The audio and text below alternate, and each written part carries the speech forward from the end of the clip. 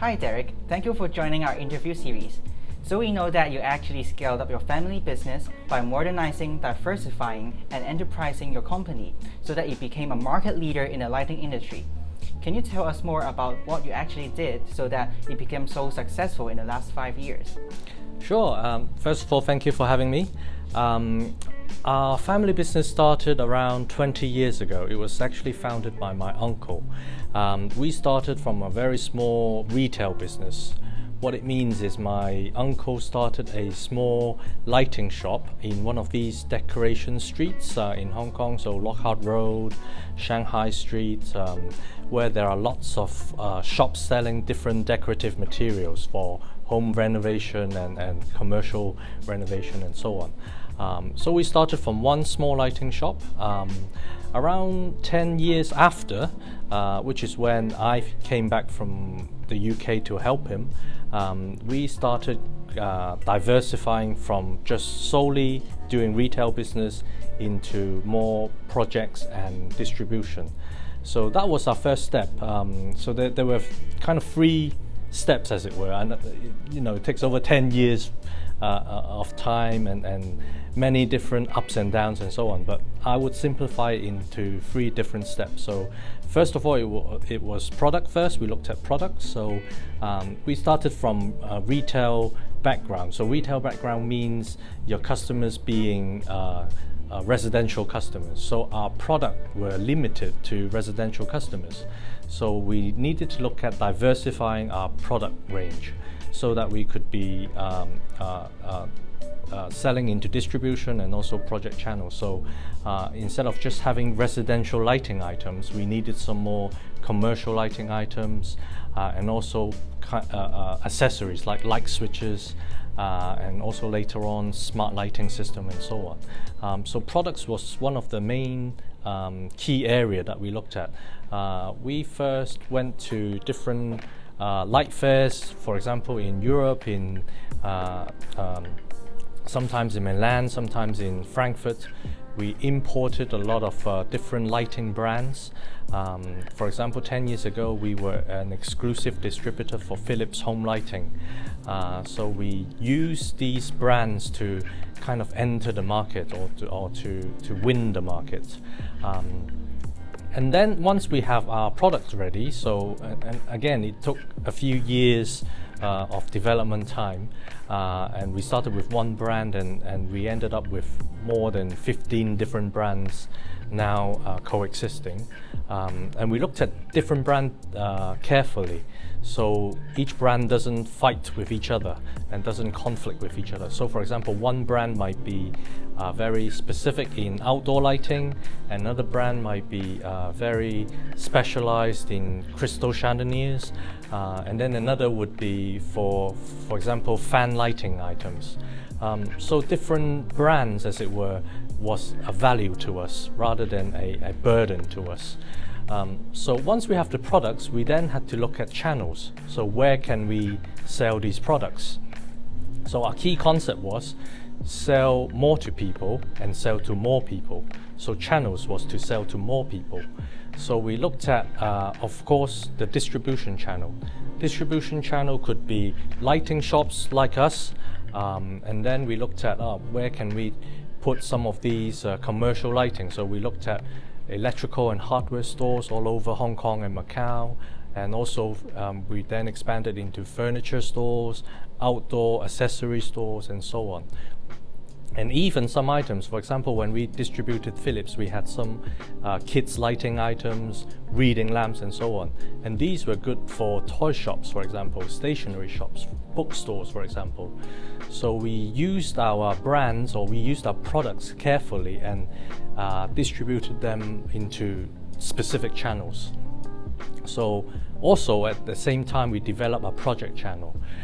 So distribution would be distributing our products into these different shops, but projects would be more B2B and commercial projects. So we would be working with interior designers, architects, property developers, maintenance companies, and we would be not just selling products to these people, but providing a lighting solution and a consultancy service to these companies. So as it were, we were diversifying our channels and also putting our eggs into multiple baskets, as it were, and also safeguarding our future, because when we only have products, you're only competing on price, which is a difficult area to be in, because someday, somehow, someone will be cheaper than you, and then you'll be placed out of the market.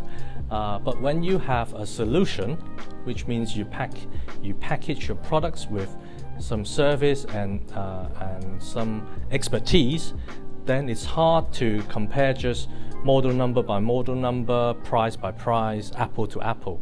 So you were selling more of a solution and a packaged product.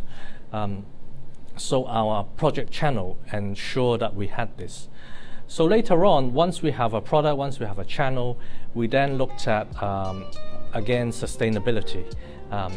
We were distributing other people's brands. So these had a risk, because brands can come and go. Brands, relationships and corruptive contracts can come and go also. So we had to build up our own brand. So about 5 years ago, we started doing that. So we looked at renewing our image, rebuilding our brand, even asking designers to design our brand guideline and so on. And we started with, utilizing these brand images in our shops first, visual merchandising, etc. And then also we then looked at, even we didn't manufacture our products ourselves, we looked at how we could cooperate with our existing suppliers, but asking them to make OEM products, ODM products, etc.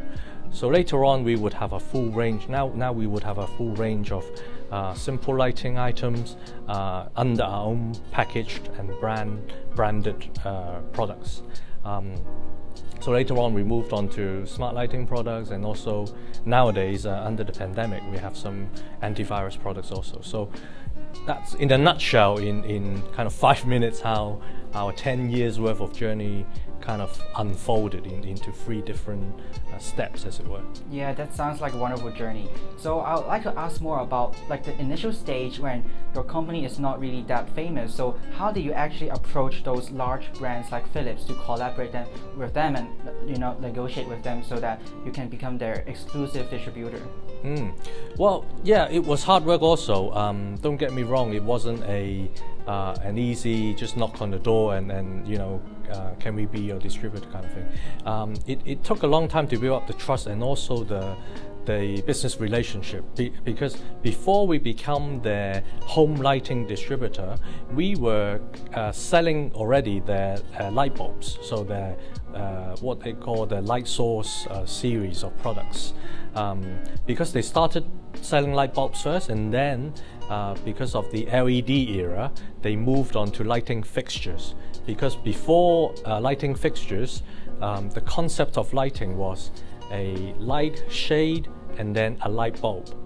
But LED kind of put them two in one item. So Philips had to develop themselves also, had to redevelop themselves also. So they moved into lighting fixture business, not just focusing on light bulbs. So we were a good customer and also a retailer for them in terms of selling light bulbs, and we had we had quite a good amount of sales with them, and of course the business grew over a period of time, and then everything just was at the right place at the right time.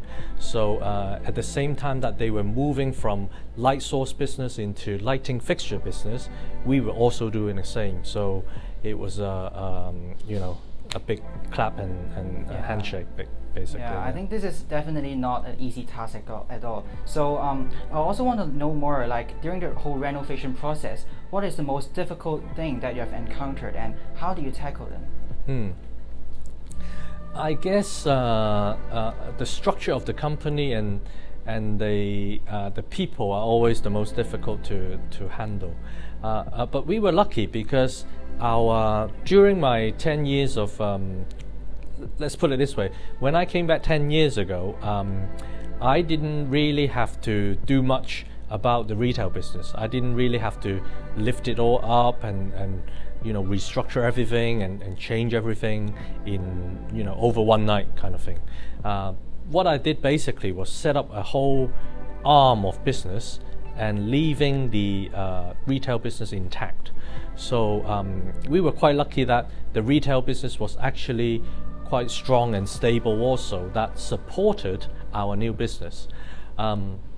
So as it were, when we built up this new business, of course, starting building the system, putting a team together, and then later on putting organization structure together, all of these, every day was a new challenge. It wasn't easy, and along the way you have ups and downs and struggle also. But I would say the main, I guess in any organization, the main struggle is always people. How you manage them, how you recruit them, how you maintain them, how you keep your best resources and so on. And also how you, for example, when we have some older generation salespeople, they were good at distribution, and also they had their own network with some of our long-lasting customers. But how you then mold them into or integrate them with new technology, with new ERP system, with new apps that you can check stock, instantly and so on. Those were the kind of things that were most difficult to handle and to also to make them follow your journey. But of course, there are ways. So we always started from their point of view first. Of course, just like us, people don't like changes, especially with new technology. It takes time for people to learn. So we used our own. We gave them patience. We gave them care. We gave them a lot of training, of course. So at the end, it took time. For example, when we put in the ERP system 10 years ago, I think it took us almost up to 2.5 years for everything to go smooth. Everything was like running like clockwork, and all the existing people, like I said, the older generation were fully engaged in the process and in the system. So it's a lot of hard work, sweat and efforts, but it all pays back. It all pays back.